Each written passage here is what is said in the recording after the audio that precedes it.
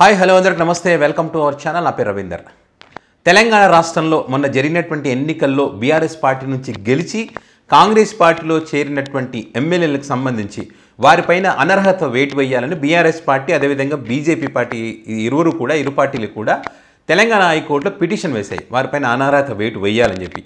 So వీటికి సంబంధించి ఎవరైతే ఈ బీఆర్ఎస్ పార్టీలో గెలిచినటువంటి దానం నాగేంద్ర కానీ, తెల్లం వెంకట్రావు కానీ, అదేవిధంగా కడియం శ్రీహరి, వీరితో పాటు ఇంకా చాలామంది ఉన్నారు. ముఖ్యంగా ఈ ముగ్గురు, ముఖ్యంగా దానం నాగేందర్ ఎమ్మెల్యేగా గెలిచిన తర్వాత కాంగ్రెస్ పార్టీ నుంచి మొన్న పార్లమెంట్ ఎన్నికల్లో ఎంపీగా కూడా పోటీ చేశారు. అదేవిధంగా కడియం శ్రీహరి వీళ్ళు కూడా బీఆర్ఎస్ పార్టీలో ఆయన గెలిచిన తర్వాత మళ్ళీ వాళ్ళ కూతురు వాళ్ళంతా కూడా బీఫామ్ ఇచ్చినప్పటికీ కూడా మళ్ళీ కాంగ్రెస్ పార్టీలో చేరి అక్కడ గెలిచినటువంటి పరిస్థితి. సో ఈ రకంగా జరిగింది కాబట్టి అనర్హత వేటు వేయాలని చెప్పి తెలంగాణ హైకోర్టుకు వెళ్ళినటువంటి క్రమంలో ఈరోజు తెలంగాణ హైకోర్టు ఒక సంచలనమైనటువంటి తీర్పునైతే వెలువరించిందని చెప్పాలి. ఏదైతే ఈ పార్టీలో మారినటువంటి వ్యక్తులు ఎవరైతే ఉన్నారో వీరికి సంబంధించి అనర్హత వేటు వేయాలని చెప్పి తెలంగాణ స్పీకర్ కార్యాలయాన్ని ఆదేశించింది. ఒకవేళ వీళ్ళు కనుక చర్యలు తీసుకోకపోతే సుమోటోగా స్వీకరిస్తామని కూడా ఈరోజు హైకోర్టు చెప్పినటువంటి పరిస్థితి. ఈరోజు ఏదైతే హైకోర్టు ఇచ్చినటువంటి తీర్పు ఒక సంచలనమనే చెప్పాలి. భవిష్యత్తులో ఎవరైనా పార్టీ మారాలనుకున్నా, ఈ రకంగా ఒక పార్టీలో గెలిచి ఇంకో పార్టీలో మళ్ళీ ఎంపీగా పోటీ చేయాలనుకున్నా ఖచ్చితంగా వారు భయపడడానికైతే అవకాశం ఉంటుంది. దీనికి సంబంధించి ఇప్పటికే న్యాయవాదులైతే ఇది మంచి తీర్పు, ఇది కనుక ఇంప్లిమెంట్ చేస్తే ఖచ్చితంగా ప్రజాస్వామ్యం కూని కాకుండా ఉంటుంది అని చెప్పి కూడా లీగల్ సర్కిల్లో జరుగుతున్నటువంటి చర్చ. ఒక రకంగా చెప్పాలంటే తెలంగాణ ముఖ్యమంత్రి రేవంత్ రెడ్డికి ఇది పెద్ద షాక్ అని చెప్పాలి.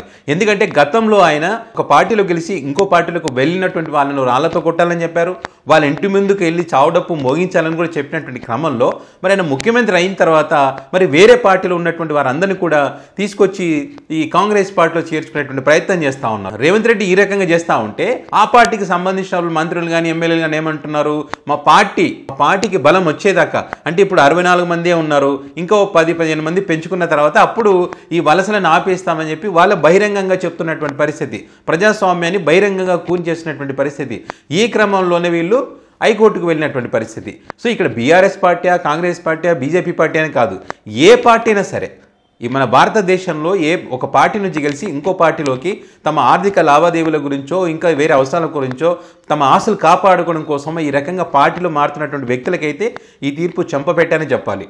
ఖచ్చితంగా స్పీకర్ కనుక చర్యలు తీసుకోకపోతే తెలంగాణ హైకోర్టు సుమోటోగా స్వీకరించి వారిపైన అనర్హత వేటు వేసే విధంగా భవిష్యత్తులో జరగాలని చెప్పి ప్రతి ఒక్కరు కూడా కోరుకుంటున్నారు.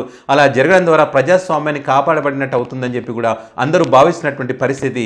వీరితో పాటు బీజేపీ, బీఆర్ఎస్ పార్టీ కాకుండా కేఏ పాల్ కూడా వీటికి సంబంధించి పిటిషన్ వేయడం జరిగింది. అనర్హత వేటు వేయాలి, పైగా వీళ్ళకి వచ్చేటువంటి జీతాలు కూడా ఆపివేయాలి. అదేవిధంగా ఏదైనా అసెంబ్లీలో ఒక బిల్లు ఏదైతే ఆమోదం పొందుతుందో వీళ్ళు ఓటు వేయకుండా ఉండే విధంగా కూడా చర్యలు తీసుకోవాలని కూడా మరి కేఏ పాల్ కూడా వెళ్ళినటువంటి పరిస్థితి. సో చూద్దాం భవిష్యత్తులో మరి వీళ్ళు స్పీకర్ మరి చర్యలు తీసుకుంటారా, లేకపోతే తెలంగాణ హైకోర్టే సుమోటోగా స్వీకరించి వారిపైన చర్యలు తీసుకుంటుందా అనేది భవిష్యత్తులో అయితే తేలుతుంది.